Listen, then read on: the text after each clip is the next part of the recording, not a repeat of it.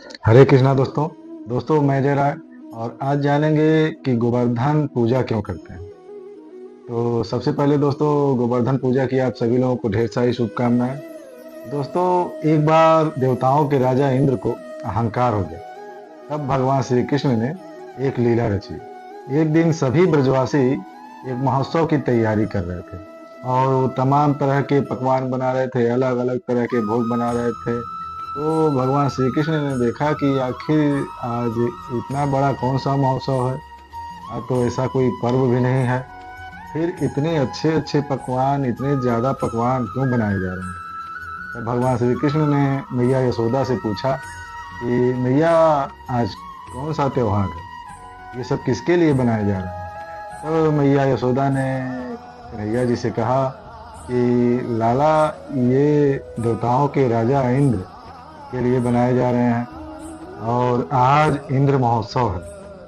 इस ब्रज में आज इंद्र महोत्सव बनाया जाता है।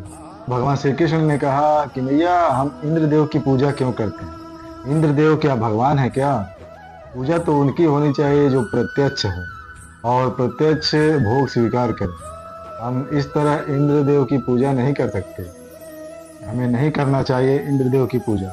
पूजा तो हमें करनी चाहिए गोवर्धन पर्वत की, जहाँ पे हमारी गऊओं का आहार मिलता है, हमारी गऊओं का पेट भरता है और दिन भर हमारी गऊएं वहाँ पे आनंद पूर्वक भोग करती हैं, चरती हैं और गोवर्धन पर्वत उनकी देखभाल करते हैं।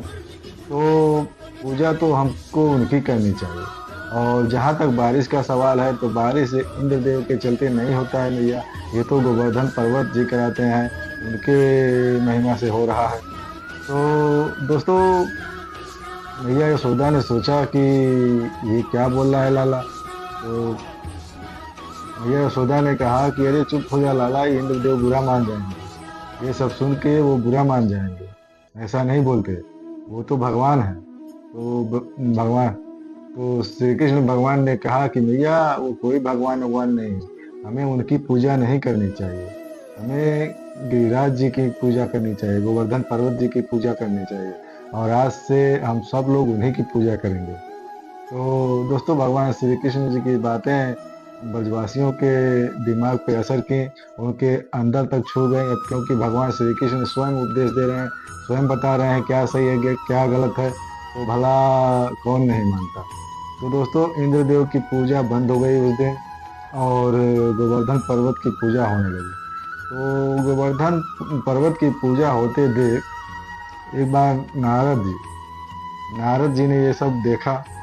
तो वो जाके इंद्रदेव को सब बताए, सब सूचना दिए कि अरे प्रभु, वहाँ तो आपकी पूजा नहीं हो रही है, वहाँ तो गोवर्धन पर्वत की पूजा हो रही है।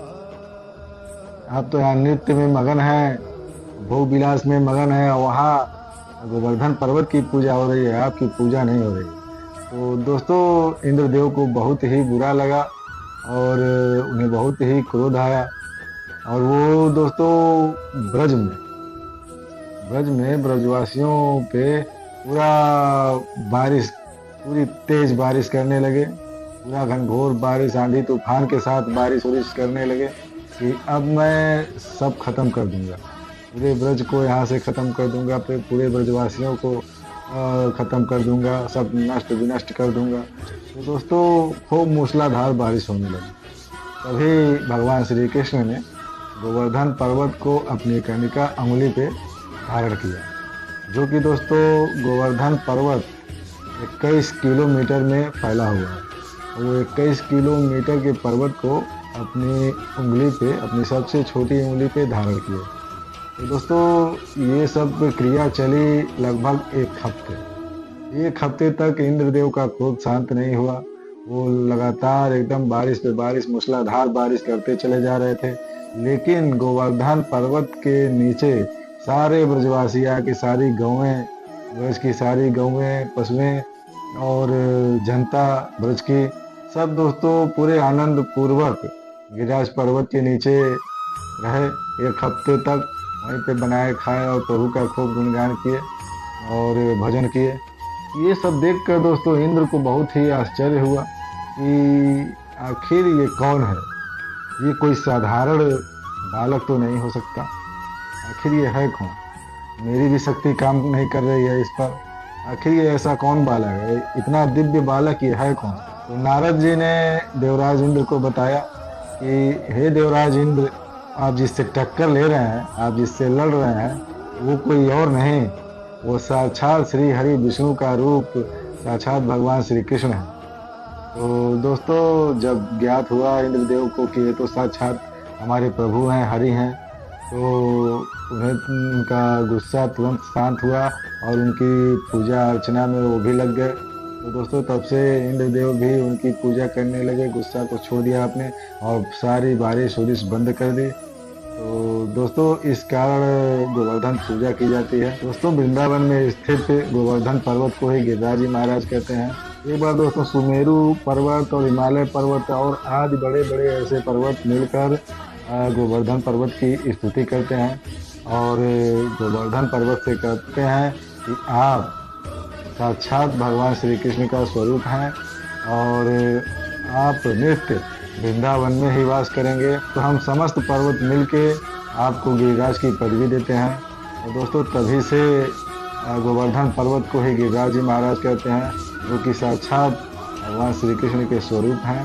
तो दोस्तों, गोवर्धन जी की पूजा अवश्य करनी चाहिए और समय मिले तो गोवर्धन जी का, वृंदावन में गोवर्धन जी का, गिरिराज जी महाराज का जाके दर्शन करें। उनके दर्शन मात्र से दोस्तों सारे पाप, सारे कष्ट खत्म हो जाते हैं।